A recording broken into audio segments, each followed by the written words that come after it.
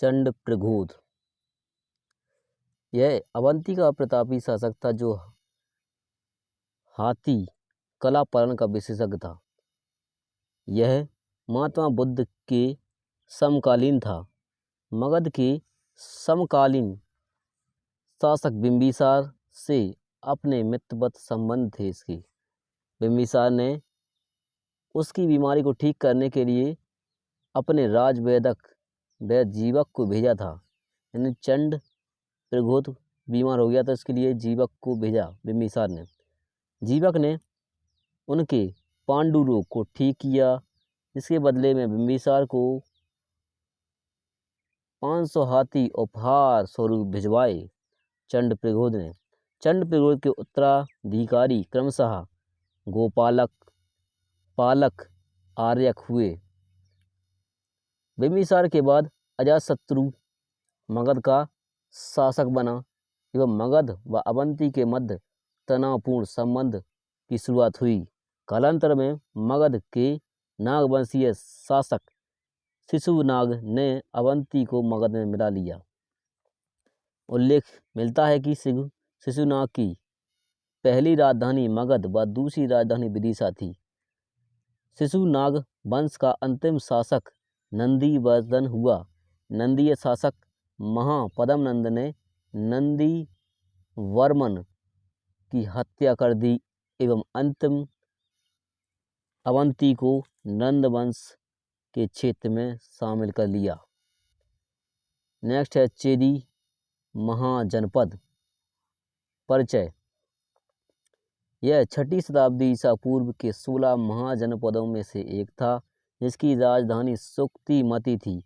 विस्तार मध्य प्रदेश के पूर्वी बुंदेलखंड क्षेत्र में इसका विस्तार था।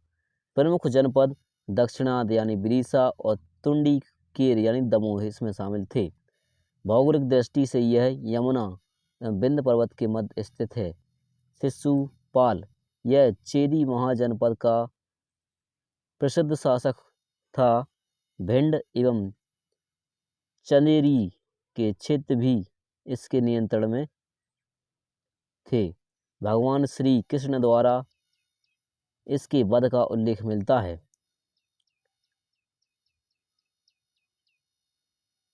नेक्स्ट है शिशुपाल की मृत्यु के बाद महापद्मनंद ने चेदी को मगध में मिला लिया।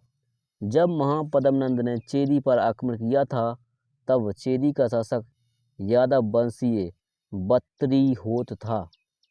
नेक्स्ट है मध्य प्रदेश में मौर्यकालीन संबंधी विवरण। मध्य प्रदेश में मौर्यकालीन संबंधी विवरण, मौर्यकालीन अभिलेख, मौर्यकालीन संचित इतिहास, अभिलेख, स्तूप और नगरवाद सिक्के। मध्य प्रदेश में मौर्य काल का संचित इतिहास। चंद्रगुप्त मौर्य ने इस वंश की स्थापना की। मध्य प्रदेश का उत्तर भाग मालवा एवं अवंती के क्षेत्र भी चंद्रगुप्त मौर्य के शासन के अधीन थे।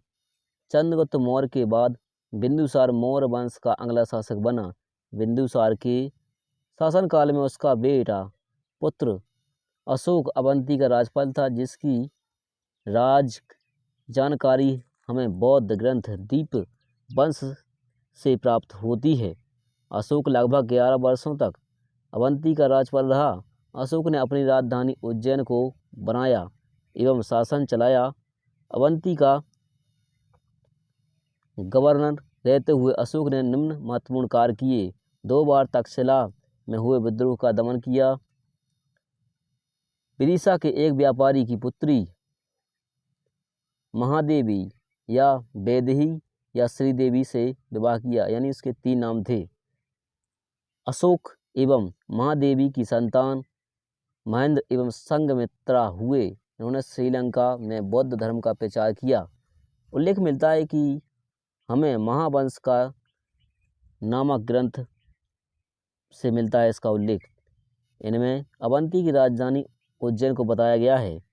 उज्जैन में वैश्व टेकरी का निर्माण करवाया एवं सांची के स्तूप का भी निर्माण करवाया। नेक्स्ट है मौर्यकालीन अभिलेख। मौर्यकालीन अभिलेख थे गुर्जरा अभिलेख जो दतिया में है, और कालीथलाई अभिलेख जो जबलपुर में है, पानगुड़रिया अभिलेख जो सीहोर में है, सांची अभिलेख जो रायसेन में है, और कसरावद अभिलेख जो खारगोन में है, सारोमारी अभिलेख जो शहडोल में है, रूपनाथ अभिलेख पहले यह जबलपुर में था लेकिन अब कटनी के बहोरीबंद में है। इसमें मौर्यकालीन कला की जानकारी प्राप्त होती है। गुर्जरा अभिलेख यह अशोक का लघु शिलालेख है। इसे सिद्धों की टोकरी भी कहा गया है। इसमें अशोक का नाम अशोक मिलता है, यानी गुर्जरा अभिलेख में अशोक का नाम अशोक मिलता है जो दतिया में है। नेक्स्ट है मध्य प्रदेश में मौर्यकालीन स्तूप। सांची स्तूप, भरहुत स्तूप, बौद्ध महास्तूप, तैमूर स्तूप और रायसेन के स्तूप और देऊर कोठार स्तूप। नेक्स्ट है मौर्यकालीन सिक्के। ये चांदी व तांबे से बने हुए हैं। ये विदिशा, त्रिपुरी, उज्जैन, एरण, सतना से प्राप्त हुए हैं। मध्य प्रदेश में मौर्यकालीन नगर हैं उज्जैन, ग्वालियर, विदिशा, माहिष्मती और सांची। नेक्स्ट है सांची स्तूप। यह रायसेन में अवस्थित मौर्यकालीन स्तूप है। महादेवी के कहने पर अशोक द्वारा इसका निर्माण करवाया गया था। यह मूलतः ईंटों से बना हुआ है। शुंग काल में इस स्तूप में वेदिका एवं प्रवेश द्वार का निर्माण करवाया गया। इसे भारत का सबसे बड़ा स्तूप माना जाता है। सांची के स्तूप को खोज की गई इसकी 1818 में जनरल टेलर द्वारा। विशेष 1989 में यानी 89 में यूनेस्को द्वारा इसे विश्व धरोहर की सूची में शामिल कर लिया गया। नेक्स्ट है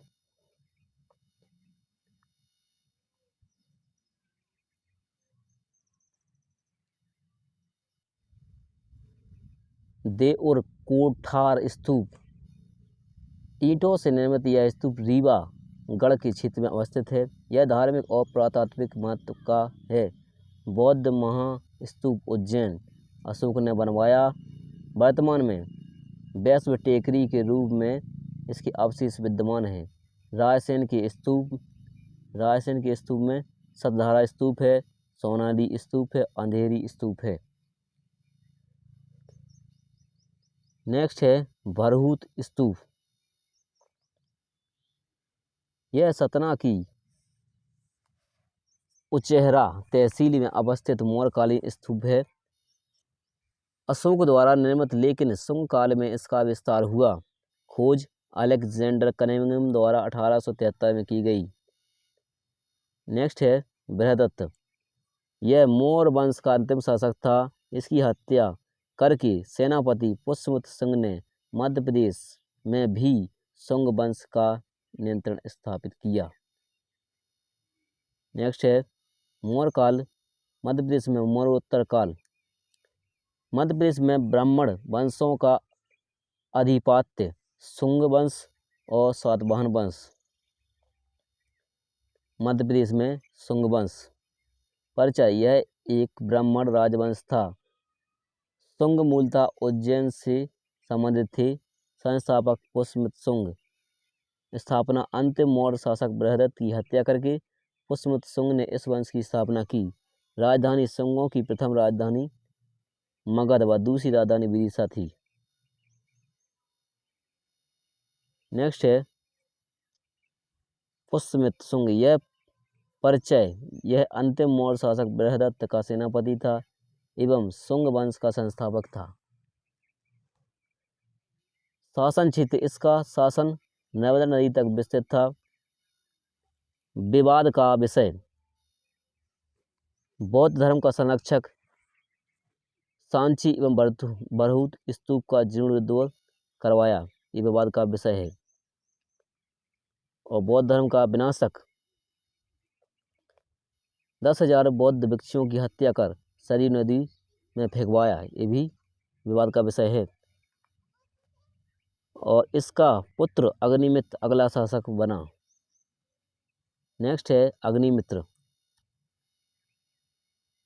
यह पुष्यमित्र शुंग का पुत्र एवं शुंग वंशीय शासक था। इसने विदर्भ के शासक यज्ञसेन को पराजित किया। यानी अग्निमित्र ने विदिशा को राजधानी बनाकर मालवा क्षेत्र पर शासन किया। मालकाग्निमित्रम कालिदास का संस्कृत नाटक है। इसमें अग्निमित्र व मालविका के प्रेम प्रसंगों का विवरण है। इसी ग्रंथ में उल्लेख मिलता है कि वासुमित्र ने सिंध नदी के किनारे यवनों को पराजित किया था। मालकाग्निमित्रम में जो एक नाटक है इसी में मिलता है। नेक्स्ट है भागभद्र। यह शुंग वंश के 9वें शासक थे। इन्हें राजा भाग या भागमित्र भी कहा जाता था। इन्हीं के समय हेलियोडोरस ने विदिशा की यात्रा की थी। नेक्स्ट है देवभूति। यह शुंग वंश का अंतिम शासक था। इसकी हत्या वासुदेव कर्ण ने की एवं कंड वंश की स्थापना की। नोट: सुशर्मण कंड वंश का अंतिम शासक था। इसकी हत्या सीमुख ने की एवं सातवाहन वंश की नींव डाली। इसी के समय मध्य प्रदेश में सातवाहन वंश का नियंत्रण स्थापित हुआ। नेक्स्ट है हेलियोडोरस। यह ग्रीक यूनानी शासक एंटियाकीडस का राजदूत था। इसने भागदत्त के शासनकाल में विदिशा की यात्रा की। इसने वैष्णव भगवत धर्म को स्वीकार किया। यानी हेलियोडोरस ने भगवत धर्म के सम्मान में इसने विदिशा के वेशनगर में हेलियोडोरस स्तंभ का निर्माण करवाया। हेलियोडोरस स्तंभ भागवत यानी वैष्णव धर्म के सम्मान में स्थापित यह विष्णु को समर्पित है। संस्थापक हेलियोडोरस था। विदिशा के वेशनगर में यह स्थित है। इसका दूसरा नाम है गरुण स्तंभ या गरुण ध्वज या खाम बाबा।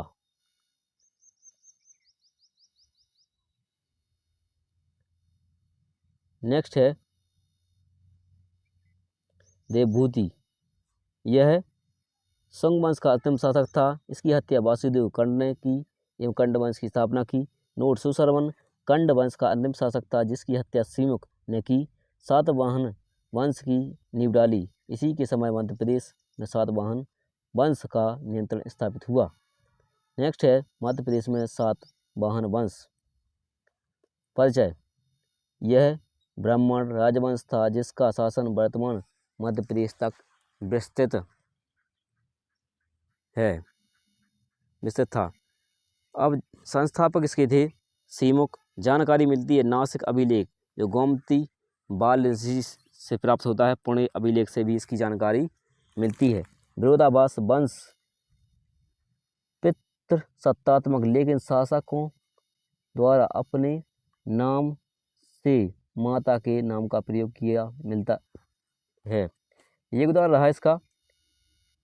ब्राह्मणों को भूदान देना आरंभ किया। शीशे के सिक्के चलवाए। उत्तर एवं दक्षिण के मध्य सेतु का कार्य किया। अजंता एवं एलोरा गुफा समूह के कुछ गुफाओं का निर्माण करवाया।